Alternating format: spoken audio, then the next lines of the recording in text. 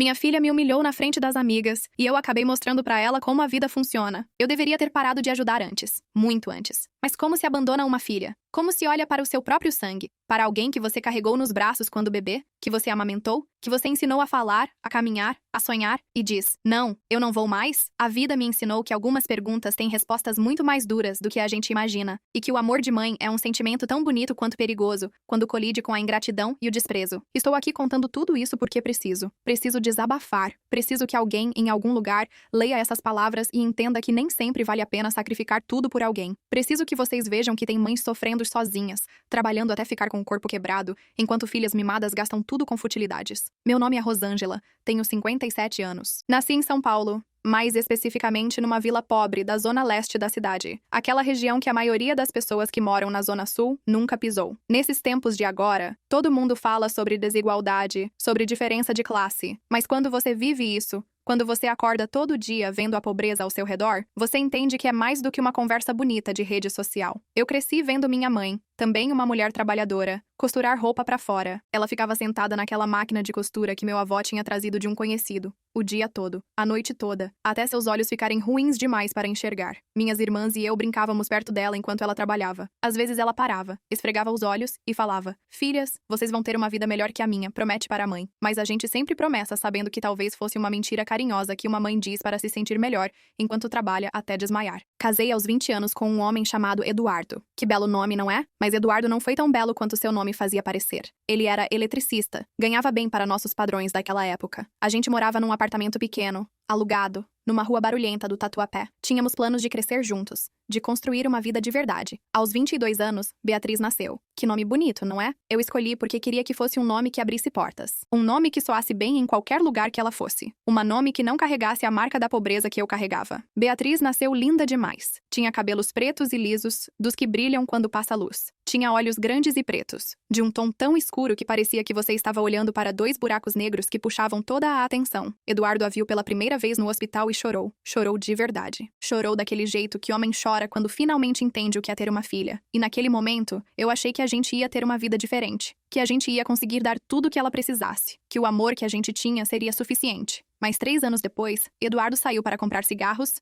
e nunca mais voltou. Simples assim, sem aviso, sem explicação. Simplesmente desapareceu da vida da gente. Deixou eu com uma filha pequena, um aluguel que não conseguia pagar sozinha e um coração quebrado que levou anos para consertar. A gente enfrentou coisas difíceis, muito difíceis. Tive que voltar a morar com minha mãe por um tempo. Tive que deixar Beatriz com ela enquanto eu saía para procurar trabalho. Qualquer trabalho. Trabalho de faxineira, trabalho de vendedora, trabalho de qualquer coisa que pagasse. Eventualmente, consegui o trabalho de diarista. Era isso que tinha disponível para uma mulher sem estudo formal, sem conexões, sem nada além de disposição para trabalhar. Comecei limpando casa de gente rica, limpando o tipo de lugar que eu nunca imaginei que existisse. Casarões no Morumbi, apartamentos em Pinheiros, casas de campo em Alphaville. Nesses lugares, eu via o tipo de vida que as pessoas ricas viviam. Vi mulheres pintadas, perfumadas, discutindo sobre viagens para a Europa enquanto eu estava ali, com as mãos machucadas de limpeza, tendo que ouvir elas conversarem como se eu fosse um móvel. Vi filhas desrespeitando as mães. Vi filhas pedindo dinheiro como se fosse direito. Vi tudo que a gente considera normal para gente rico, sendo algo completamente anormal para mim. Mas ao mesmo tempo, nesses lugares, eu via que era possível ganhar dinheiro, que tinha jeito de sair da pobreza, que se eu trabalhasse o suficiente, talvez eu conseguisse dar uma vida melhor para minha Beatriz. Então é isso que fiz. Quando Beatriz tinha 5 anos, eu já estava trabalhando como diarista em 3 casas diferentes. Acordava antes do sol nascer, pegava 2 ônibus, ficava em pé limpando casa até as costas doerem. Voltava para casa depois de escurecer,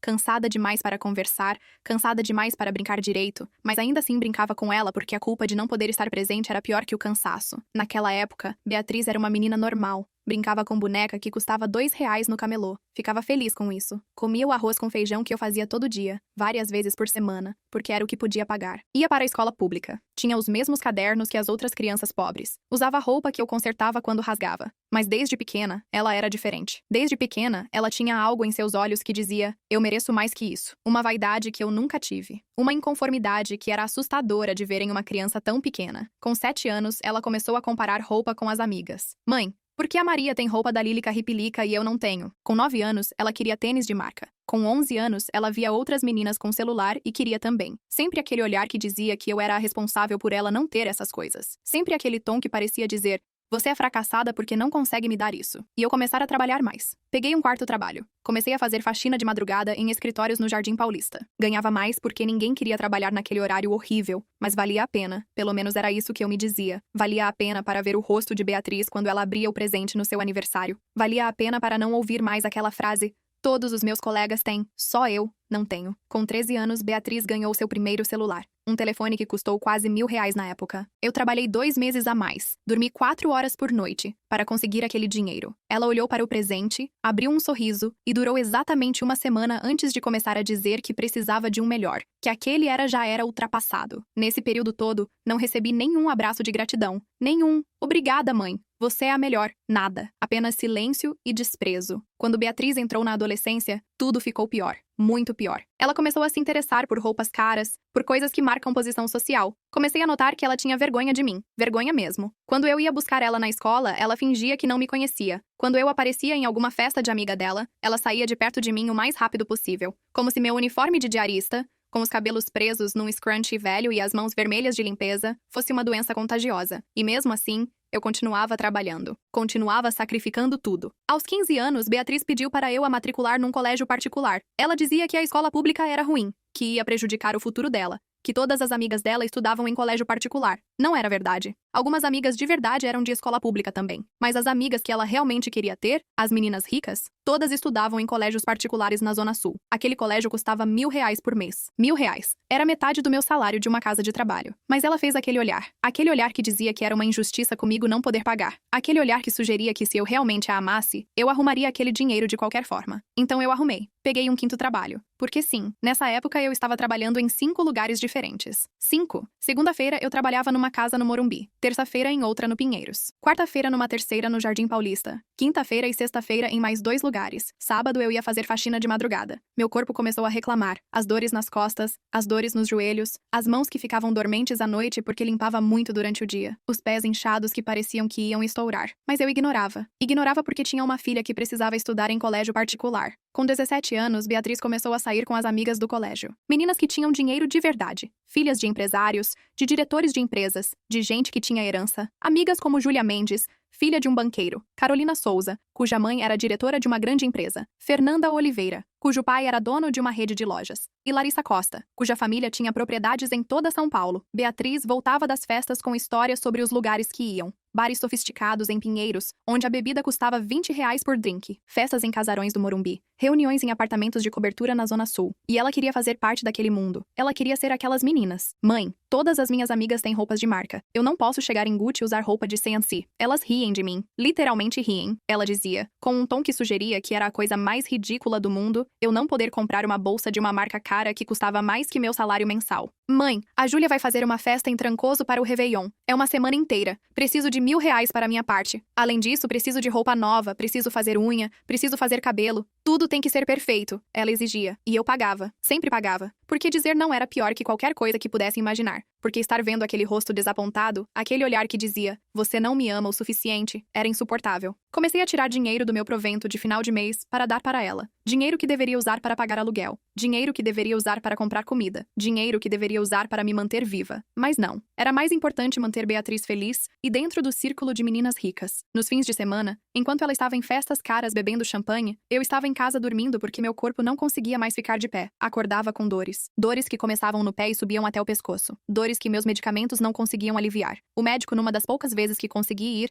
me olhou e disse que eu precisava diminuir o ritmo. Que meu corpo estava dando sinais de que não aguentava mais aquele volume de trabalho. Que eu tinha que desacelerar antes que tivesse um colapso. Mas eu não podia desacelerar, porque se desacelerasse, Beatriz não teria dinheiro. E sem dinheiro, ela não teria lugar naquele mundo que ela tanto queria. Aos 18 anos, Beatriz completou o colégio particular. Seus pais, todos aqueles empresários ricos, planejavam fazer formatura mega das meninas em alguns hotéis de 5 estrelas. Iam colocar de pista de dança, bar, o chamado. Beatriz começou a pedir dinheiro com meses de antecedência. Precisava de roupa nova, precisava de sapato, precisava de fazer cabelo e maquiagem profissional, precisava de tudo. E tudo custava dinheiro que eu não tinha. Mas eu consegui. Consegui porque vendi alguns dos meus próprios pertences. Consegui porque fiz horas extras em 2 casas. Consegui porque simplesmente não tinha outra escolha. À noite da formatura, Beatriz estava linda demais. Tão linda que parecia um ser de outro planeta. Usava um vestido branco que tinha custado R$ 1.500, 7 vezes o que eu ganhava em um dia de trabalho. Usava sapato de salto alto em importado. Usava a bolsa Gucci que ela tinha pedido como presente. Usava a joia que peguei emprestado de uma amiga. Ela se olhou no espelho da minha casa pequena, apertada, e sorriu. Um sorriso que eu nunca tinha visto direito. Um sorriso que dizia, finalmente eu estou bonita o suficiente. Como se ela não fosse bonita antes. Como se o valor dela dependesse de roupa cara e joia importada. Naquela noite eu fiquei em casa. Não tinha dinheiro para ir à formatura também. Não era parte do meu mundo. Eu era a mãe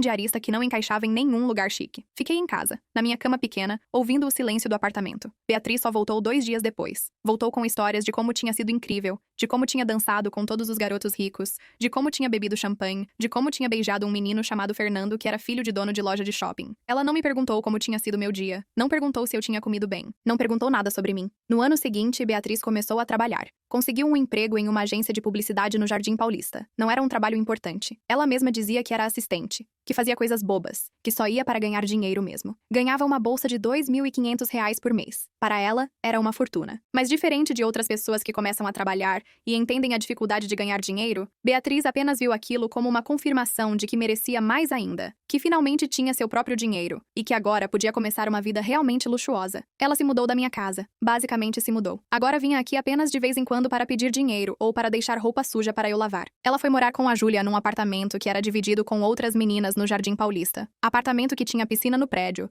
que tinha portaria 24 horas, que tinha segurança. Com seu salário, ela poderia ter pago uma boa parte do aluguel. Mas ela preferiu usar todo o salário para outras coisas. Para sair, para beber, para comprar mais bolsas, mais roupas, mais coisas que não precisava. E quem pagava o aluguel? Eu pagava. Dona Cristina, uma mulher rica que me contratou como diarista fixa, percebeu minha situação e me deu um aumento. Ela sabia o porquê eu precisava. Sabia por que eu contei. Rosângela, você trabalha demais e parece infeliz demais para ganhar pouco. Quero que você trabalhe só para mim, 5 dias por semana, com salário fixo bom. Ela tinha dito. Naquela época, eu tinha 45 anos e parecia ter 70. As pessoas na rua tinham medo de mim porque eu parecia uma sombra. Mas com aquele novo trabalho, algumas coisas melhoraram. Dormia um pouco mais, comia um pouco melhor, mas continuava dando dinheiro para Beatriz. Entre os 18 e os 25 anos, eu posso dizer que Beatriz viveu uma vida de grana e ostentação que era completamente falsa. Ela podia beber um drink em um bar caro porque eu pagava aquilo depois. Ela podia viajar para Trancoso todos os meses porque eu ajudava com o dinheiro da passagem. Ela podia usar bolsa de marca porque eu a comprava. Ela era uma rainha, de um castelo que era construído com os ossos da mãe trabalhadora. Nesse período, ela conheceu muita gente. Gente da agência, gente que ela conhecia em baladas, gente que ela conhecia em festas. Mas o círculo duro, o grupo que ela realmente quis fazer parte, continuou sendo aquele de quando era adolescente. Júlia, Carolina, Fernanda, Larissa. As meninas ricas que tinham dinheiro de verdade. Elas postavam tudo nas redes sociais. Fotos em bares caros. Fotos em viagens internacionais. Fotos em eventos exclusivos. E Beatriz tentava acompanhar aquele ritmo gastando dinheiro que não tinha. Dinheiro que era meu, dinheiro que eu ganhava limpando a casa de outras pessoas. Teve uma época que ela queria fazer uma cirurgia plástica. Dizia que seu nariz era muito grande, que sua boca era muito fina, que seu corpo não era proporcional, que ela não conseguia estar bem porque fisicamente ela não estava bem. Tudo isso aos 22 anos, quando ela era bonita demais, quando ela tinha um corpo perfeito. Mas não, porque as amigas dela tinham feito cirurgia. Ela precisava fazer também. A cirurgia de rinoplastia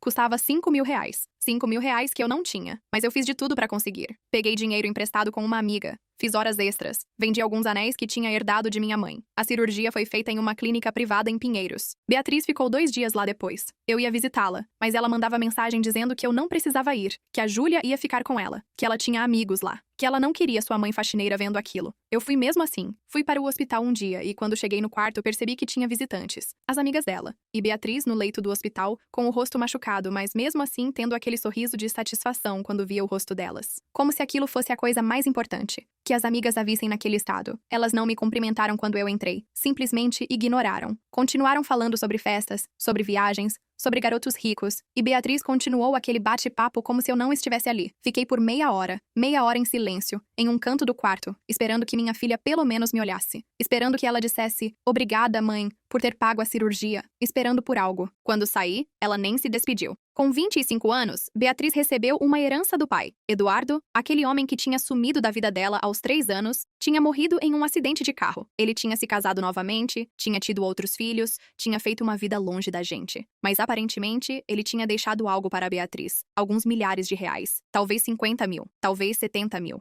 Ela nunca quis contar exatamente quanto era. Quando ela recebeu aquele dinheiro, algo mudou em seus olhos. Um brilho que eu tinha visto antes, mas agora amplificado em 1000 vezes. Um brilho de poder. Um brilho que dizia, agora eu sou alguém. E de repente, eu passei de ser alguém importante na vida dela para ser completamente dispensável. Ela pegou aquele dinheiro e começou a viajar. Viagens internacionais com as amigas. Ibiza, Barcelona, Miami. Lugares que eu nunca tinha ido, que eu nunca teria dinheiro para ir. Ela voltava com histórias de festas que duravam a noite toda, de bebidas que custavam mais que meu salário diário, de garotos ricos que ela tinha conhecido. Mas mesmo com aquele dinheiro, ela continuava vindo me pedir mais, porque aquele dinheiro tinha um fim, e ela o atingia rapidamente quando você está vivendo como milionária, mas não tem renda de verdade para sustentar aquilo. Mãe, eu viajei demais. Meu dinheiro da herança acabou. Eu preciso de mais dinheiro para pagar o próximo mês de aluguel, ela dizia com toda a naturalidade, como se fosse o jeito natural das coisas, e eu ainda pagava, porque mesmo nesse ponto, mesmo com ela me tratando como um objeto, eu continuava sendo a mãe que sacrificava tudo. Mas tudo tem um limite. Mesmo amor infinito tem limites. Mesmo sacrifício tem limites. E eu estava chegando ao meu. Nessa época, eu tinha 54 anos. Parecia ter 80. Meu corpo todo era uma coleção de dores e lesões. Minha saúde tinha desabado completamente. Tinha problema cardíaco, tinha diabetes, tinha pressão alta, tinha artrite nas mãos que tornava difícil trabalhar. Mas ainda assim, eu continuava trabalhando.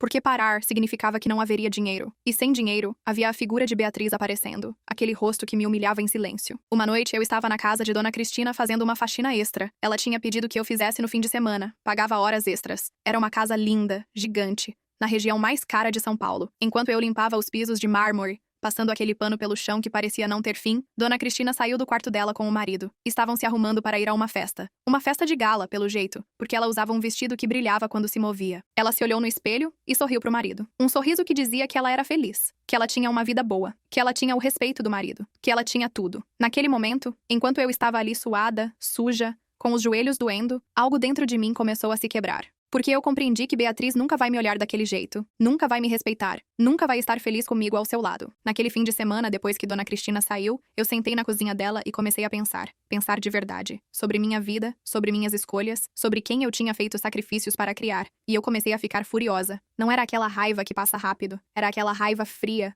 profunda, que queima por dentro. Aquela raiva que você sente quando percebe que foi enganado, que foi usado. Por quê? Por que eu tinha feito tudo isso? Por que eu tinha sacrificado minha saúde, meu tempo, meu dinheiro, minha vida inteira, para uma filha que me desprezava? Quando ela era pequena, eu tinha uma desculpa. Ela era criança. Ela não entendia. Mas agora ela tinha 25 anos. Ela era uma mulher adulta. Ela sabia o que estava fazendo. E ela continuava me usando porque sabia que eu ia continuar deixando. Naquela noite, dirigi para a minha casa. Meu apartamento pequeno no Tatuapé. Meu apartamento que era uma comparação ridícula com a casa onde eu tinha acabado de trabalhar. Meu apartamento que Beatriz tinha vergonha de visitar porque era pequeno e pobre. Beatriz não estava lá. Ela estava em Trancoso com as amigas de novo. Terceira viagem para Trancoso naquele mês. Terceira vez que ela ia gastar dinheiro que a gente não tinha em lugares que a gente não podia pagar. Mas ela tinha deixado uma lista. Uma lista que dizia o que ela precisava que eu fizesse naquela semana. Roupa para lavar, comida para preparar, dinheiro para transferir para a conta dela. Eu olhei para aquela lista e comecei a chorar. Chorar de verdade. Chorar daquele jeito que você desaba. Chorei enquanto lia cada item da lista. Chorei porque percebi que não era eu que tinha um limite. O limite dela é que era 0. Naquela noite, eu liguei para Beatriz. Olá? Ela atendeu. Podia ouvir música alta ao fundo, gente rindo, sons de festa. Beatriz? É mãe, eu disse, com a voz tremendo. Oi, mãe. Ela respondeu com aquele tom impaciente que sempre usava. Agora não é um bom momento. A gente está em uma festa. Beatriz, a gente precisa conversar. De verdade. Sobre nós. Sobre o dinheiro. Sobre tudo. Eu disse. Mãe, você pode conversar sobre isso quando eu voltar? Agora você está atrapalhando a minha diversão. Ela respondeu. Atrapalhando a minha diversão. Aquelas palavras ficaram tatuadas no meu peito. Não, agora. Você para essa festa agora e conversa comigo. Você é minha filha e eu preciso falar com você. Eu falei mais alto. E pela primeira vez em anos, minha voz tinha poder. Houve um silêncio do outro lado. E depois ela respondeu com aquele tom que eu odiava. Aquele tom que dizia que ela me achava insignificante. Está bem, espera aí, ela respondeu. Fiz silêncio. Ouvi ela se afastando da música, presumivelmente indo para um lugar mais quieto. Pronto, fala, ela disse. Por quanto tempo eu vou sustentar você, Beatriz? Eu perguntei. Como assim? Ela respondeu, como se não soubesse do que eu estava falando. Você tem 25 anos. Você trabalha. Você recebeu uma herança. Por que você continua vindo para casa pedindo dinheiro? Por que você continua me pedindo para lavar sua roupa? Por que você continua usando o cartão de crédito que eu pago para você? Eu perguntei.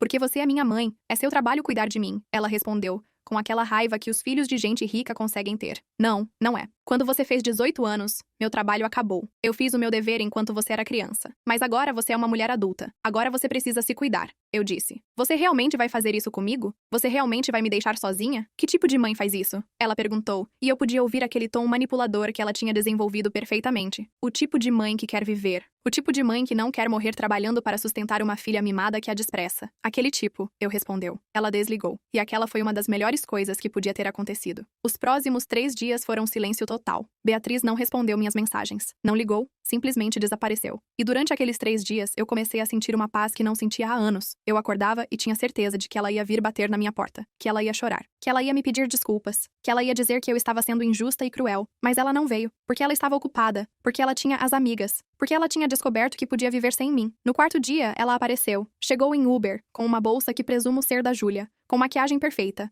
com aquele jeito que tem quando quer algo. Oi, mãe, ela disse, tentando soar carinhosa. Preciso conversar com você. Conversa. Eu respondeu, sem levantar da cadeira. Eu pensei sobre tudo o que você disse. E você tem razão. Eu sou uma pessoa adulta. Eu preciso começar a ser responsável. Ela disse. Meu coração começou a bater. Talvez ela tivesse entendido de verdade. Talvez minha filha tivesse aprendido. E por isso, ela continuou. Eu vou começar a morar com Carolina. A gente vamos dividir um apartamento maior, vai ser mais barato, e eu vou começar a economizar. Meu coração caiu, porque eu percebi que isso não era um pedido de desculpas. Era um anúncio. Ela não estava vindo para se entender comigo. Ela estava vindo para avisar que seria menos dependente, mas ainda esperava uma rede de segurança. Beatriz, quando você diz que vai morar com Carolina, você está esperando que eu continue ajudando com as contas? Eu perguntei. Bem, no começo talvez sim, até que eu consiga me estabelecer. Ela respondeu. Não, eu disse. Simples assim. Não. Não o quê? Ela perguntou. Não há tudo. A partir de agora, você se vira sozinha, sem R$ 1 meu, sem minha ajuda. Você é uma mulher adulta que ganha salário de mulher adulta. Você se vira, eu falei. E ela saiu. Saiu furiosa. Saiu xingando. Saiu batendo porta. Mas aquele não foi o acontecimento que meu coração não conseguiu suportar. O pior aconteceu 2 semanas depois. Uma segunda-feira. Uma segunda-feira qualquer que eu estava trabalhando na casa de Dona Cristina, no Morumbi. Eu estava limpando a piscina, tirando folhas que tinham caído, quando ela chegou em casa de tarde. O que era incomum. Dona Cristina nunca chegava em casa tão cedo. Rosângela, você pode parar um momento? Ela perguntou. Eu parei. Limpei as mãos na toalha e olhei para ela. Eu vi sua filha na rua ontem. Bem, não vi ela diretamente, mas a recepcionista do meu marido me contou. Aparentemente, ela estava numa festa no Hípico Club e começou a falar muito alto sobre você. Começou a contar para todo mundo que você era uma diarista, que ela tinha uma vida pobre, que era uma vergonha ter uma mãe como você, que você era uma fracassada que não conseguiu nada na vida, Dona Cristina disse. Meu coração parou. Tipo, parou mesmo. Ela disse isso? Eu perguntei. Segundo o que contaram para mim, sim. E aparentemente, ela estava com aquele seu grupo de amigas. E todas elas riram. Todas elas acharam engraçado que ela tivesse uma mãe pobre. Dona Cristina continuou. Eu senti o chão girar. Senti o mundo girar. E isso foi nada comparado com o que aconteceu depois. Dona Cristina continuou, com um tom de desculpas na voz. O que mais? Eu perguntei, com a voz quase não saindo. Aparentemente, ela contou para todo mundo naquela festa que você era diarista dele, que você limpava a casa de gente rica, e começou a contar histórias sobre como você tinha deixado cair vinho numa toalha cara, sobre como você tinha quebrado um prato de porcelana da bisavó. Coisas que presumo que ela tenha inventado para parecer melhor. Para fazer as amigas rirem com você, não com ela, Dona Cristina disse. Naquela noite, eu não consegui trabalhar. Pedi desculpas para Dona Cristina e voltei para casa mais cedo. Quando cheguei no meu apartamento, eu me trancafiei no quarto e liguei para Beatriz. Por que você fez isso? Eu perguntei sem nem cumprimentar. Fiz o quê? Ela respondeu com aquela inocência falsa. Você foi para uma festa e contou para todo mundo que eu sou diarista? Que você tem uma mãe pobre? Como você ousa? Eu perguntei. Primeiro, eu nem lembro de ter feito isso. Ela respondeu. Segundo, é verdade. Você é uma diarista. Qual é o problema? O problema é que você fez por diversão. Você usou minha vida, meu trabalho, minha profissão, como material para fazer seus amigos ricos rirem. Você me humilhou em público, eu disse, e senti as lágrimas quentes na minha face. Mãe, é sério que você está machucada com isso? A vida de uma diarista é engraçada mesmo. Pelo menos é a verdade. Ela respondeu com aquele tom que sugeria que eu era louca por me importar.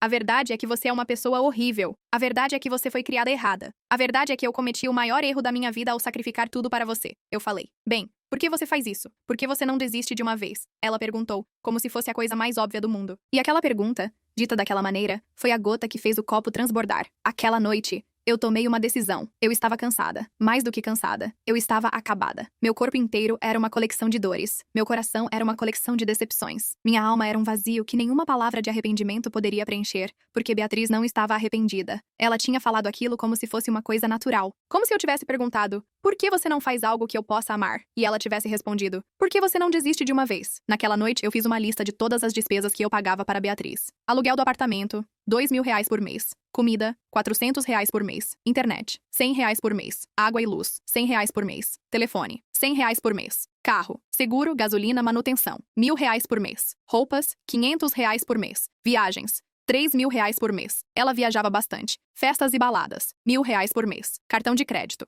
coisas diversas, R$ 2.007 por mês. Total, R$ 10.000 por mês. R$ 10.000 que eu não tinha. R$ 10.000 que eu ganhava trabalhando como diarista, limpando casa de gente rica, colocando meu corpo a trabalhar até ficar quebrado. Ela ganhava R$ 2.500. E eu estava colocando mais de R$ 7.000 de meu bolso para sustentar um estilo de vida que não era real. Naquela noite, eu entendi que precisava parar, que precisava me salvar. Quando acordei no dia seguinte, eu tinha resolvido. Eu liguei para Beatriz. Beatriz, você tem uma semana para sair da minha casa. Eu disse. Como assim? Eu não moro mais com você. Ela respondeu. Não. Mas você recebe dinheiro meu todo mês. Você usa cartão de crédito que eu pago. Você usa carro que está no meu nome. Você tem uma vida de luxo que é sustentada por mim. A partir de hoje, tudo isso acaba. Você tem uma semana para me avisar que resolveu a situação. Depois disso, eu não vou dar mais R$ 1 para você. Eu disse. Você não pode fazer isso comigo. Eu sou sua filha, ela gritou. Exatamente. Você é minha filha. E graças a isso você ainda está viva. Graças a isso você teve oportunidades. Graças a isso você estudou em colégio particular. Mas tudo tem um limite. E meu limite foi atingido. Eu respondei e desliguei. Os próximos dias foram caóticos. Beatriz ligava todo dia. Ligava cansada, gritando, ameaçando. Dizia que ia chamar a polícia porque eu estava abandonando filha menor de idade. Eu simplesmente lembrava que ela tinha 25 anos e desligava. Júlia a ajudou por um tempo. Deixou ela morar de novo. Mas Júlia estava tendo seus próprios problemas. Seu pai tinha perdido dinheiro em investimentos ruins. Júlia também estava tendo que se virar com mais trabalho. Carolina tentou ajudar, mas ela tinha o próprio apartamento para pagar e um namorado novo que estava sugando todo o dinheiro dela em viagens e presentes. Fernanda ainda tinha dinheiro da família, mas não era de novo filantropista. Ela tinha sua própria vida. Larissa, aquela que eu pensava que era mais generosa, simplesmente sumiu de contato com Beatriz tão logo descobriu que ela não tinha mais dinheiro. 6 meses depois, eu a vi novamente. Foi uma terça-feira de manhã, num ponto de ônibus perto da estação Tatuapé. Ela estava diferente, muito diferente. Tinha emagrecido. Não do tipo bonito, do tipo que você emagrece quando está passando fome. Tinha cabelo opaco, sem brilho, preso num rabo de cavalo simples. Tinha olheiras que faziam parecer que tinha 80 anos, não 25. E ela estava vendendo camiseta numa barraca de rua. Meu coração ficou apertado, porque apesar de tudo, de toda a dor que ela tinha me causado, eu ainda amava minha filha. Porque mãe é assim. Mãe vê o sofrimento da filha e sente aquele aperto. Mas eu não cheguei perto. Eu subi no ônibus e fui trabalhar. Durante os próximos meses, eu soube do que tinha acontecido com Beatriz através de pessoas comuns. Um colega meu que passava pelo Tatuapé me contou. Um vizinho me contou. Dona Cristina me contou que uma conhecida tinha visto ela numa pensão no bairro de Campos Elíseos. Aparentemente, depois que o dinheiro do aluguel acabou, depois que as amigas pararam de ajudar, Beatriz tinha que se virar. Ela tentou conseguir emprego de verdade. Emprego como gerente, como coordenadora. Mas seu currículo era vazio. Ela tinha 3 anos de experiência como assistente numa agência. E nada mais. As entrevistas para trabalho decente iam mal porque todo mundo conseguia ver que ela era uma menina mimada que nunca tinha trabalhado de verdade. Que ela esperava ganhar R$ 1.000 por mês para fazer nada. Que ela não tinha capacidade para lidar com frustração. Ela tentou fazer freelance. Tentou trabalhar em call center. Tentou ser recepcionista em hospital. Tudo pagava pouco. Muito pouco. Tão pouco que não dava nem para pagar um quarto em pensão. Então ela começou a vender coisas na rua. Camiseta que comprava por R$ 5 e vendia por 15. Ela se mudou para uma pensão onde dividia um quarto com 3 outras mulheres. Onde tinha banheiro comunitário. Onde tinha baratas. Onde tinha gente de todo tipo. Beatriz tinha caído. Tinha caído de verdade. Um dia, uns 8 meses depois de ter cortado o suporte financeiro, eu estava indo para o trabalho quando a vi novamente. Dessa vez, estava num ponto de ônibus diferente, mas na mesma rua. Ela estava vendendo, como de costume. Mas dessa vez, aconteceu algo. Passaram por lá Júlia, Carolina, Fernanda e Larissa. Todas aquelas meninas ricas que tinha sido o sonho de Beatriz fazer parte. Eu estava a uns 20 metros de distância quando ouvi tudo. Estava esperando num outro ponto, esperando meu ônibus, quando percebi que elas tinham visto Beatriz. Olha só quem está aqui, gritou Júlia do outro lado da rua. Beatriz congelou. Seu corpo inteiro ficou imobilizado. A princesinha!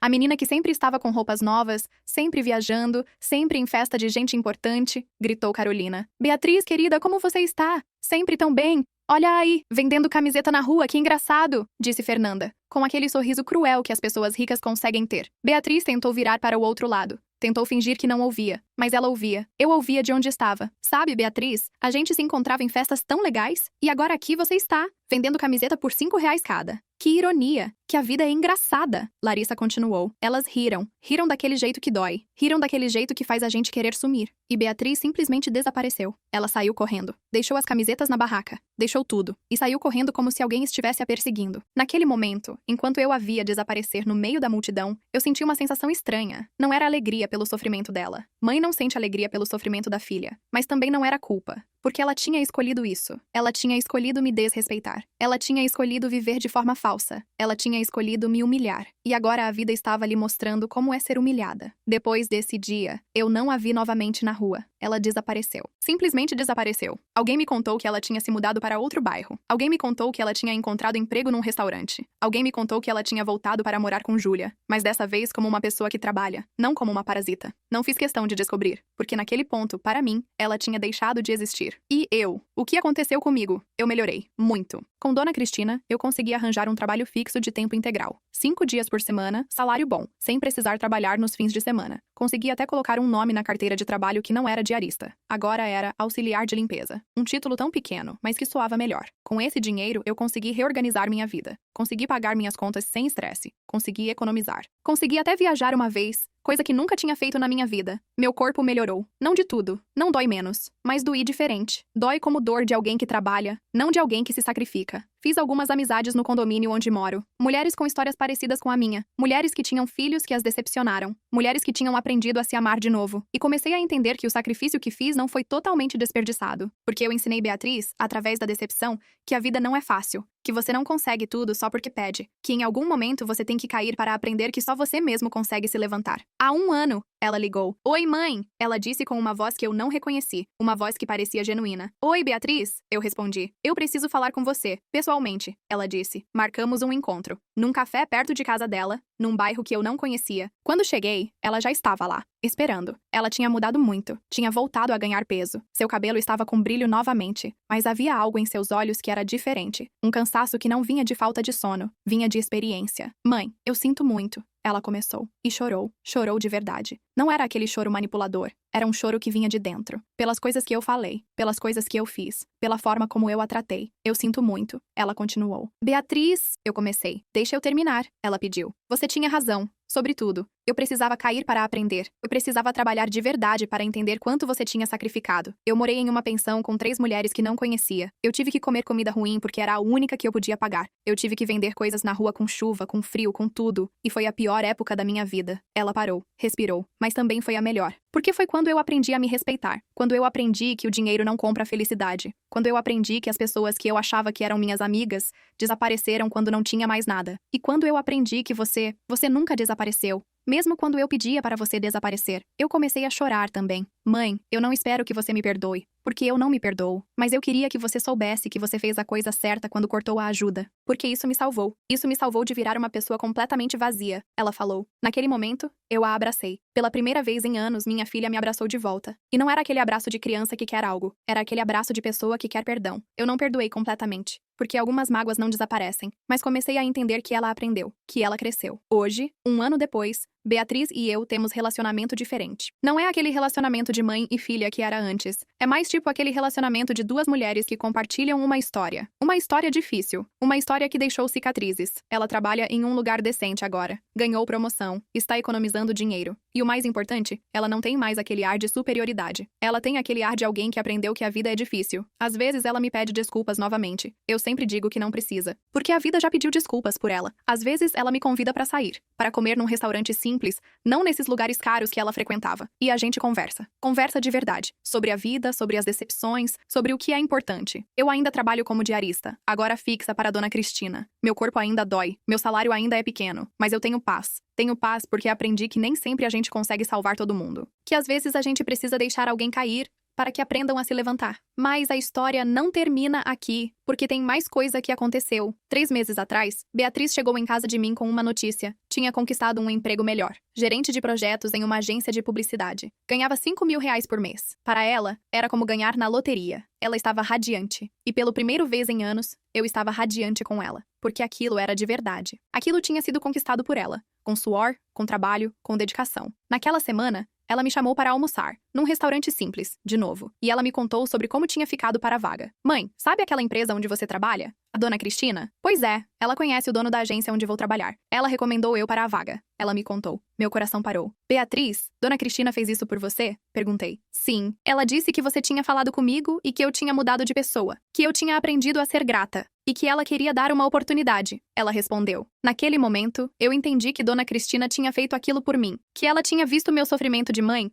e tinha decidido ajudar do jeito que podia, porque isso é o que as pessoas boas fazem. Elas veem você sofrer e tentam ajudar. Eles veem você cair e oferecem a mão. Beatriz agora ganha o suficiente para viver sozinha, sem minha ajuda. Mora em um apartamento pequeno, mas é dela. Ela paga aluguel, água, luz, tudo sozinha. E sabe qual é a parte mais importante? Ela é feliz, verdadeiramente feliz. Não daquela felicidade falsa de ter bolsa cara, mas daquela felicidade genuína de saber que conquistou algo por mérito próprio. Ela ainda tem amigos, mas amigos de verdade. Pessoas que a amam por quem ela é, não pelo dinheiro que ela tem ou que finge ter. E as antigas amigas? Júlia, Carolina, Fernanda, Larissa? Algumas delas também caíram. A vida, como sempre, cobra um preço. Júlia perdeu emprego. Carolina se divorciou. Fernanda teve depressão. Larissa continua na bolha. Mas essa bolha está ficando cada vez menor. Beatriz as encontra às vezes. E agora que elas não têm mais privilégio, que não têm mais dinheiro para ostentar, Beatriz vê elas pelo que realmente são. Pessoas vazias que foram criadas com privilégio e não sabem como lidar com a vida real. Estou aqui contando essa história porque preciso. Porque preciso que vocês entendam que às vezes o sacrifício não é a resposta. Às vezes deixar alguém cair é a resposta. Às vezes dizer não é o maior ato de amor que você consegue fazer. Beatriz me humilhou. Beatriz me desrespeitou. Beatriz tentou me destruir. Mas no final das contas, foi aquele não que eu falei que a salvou. Foi aquela recusa em continuar sustentando uma vida falsa que fez com que ela encontrasse a verdadeira vida. Eu tenho 59 anos agora. Não tenho muito tempo pela frente. Mas tenho paz. Tenho saúde melhorando. Tenho uma filha que me respeita. Tenho um trabalho que me valoriza. Tenho amigos que me amam de verdade. E, acima de tudo, tenho a mim mesma novamente. Porque isso é o que a gente perde quando sacrificamos tudo por alguém. A gente perde a nós mesmos. A gente vira uma extensão de outra pessoa. A gente esquece que a gente também merecia viver. Então, para aquelas mães que estão lendo isso e se vendo nessa história, saibam que não é egoísmo cuidar de vocês mesmas. É necessário. Porque se vocês não se cuidarem,